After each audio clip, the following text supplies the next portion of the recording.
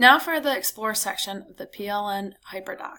The Explore section, you notice, is a group response. Each group is then going to first explore this resource 1 for about 5 to 10 minutes. Then select one resource from 2 through 4. So, as a learner, I'm going to self-select a resource.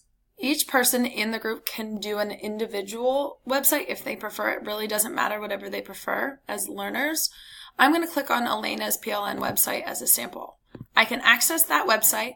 I can navigate to find out what PLNs are, as well as different resources to help me understand what PLNs may be, as well as access other resources and links that might be helpful to me as a learner.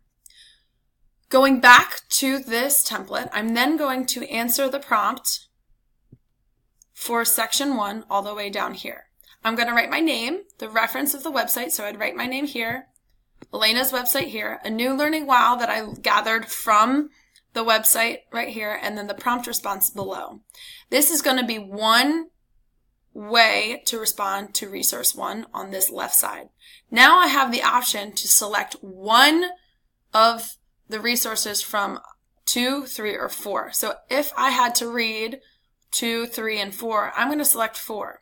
I can then click this link again, access the resource that's relevant to me, read about it, and answer the prompt.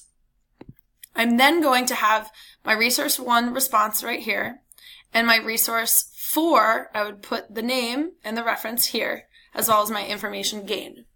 At this point, each group can gather information of what each group in the Professional Development Hyperdoc have gained from the following resources. This concludes the Explore section, the group responses in this Hyperdoc.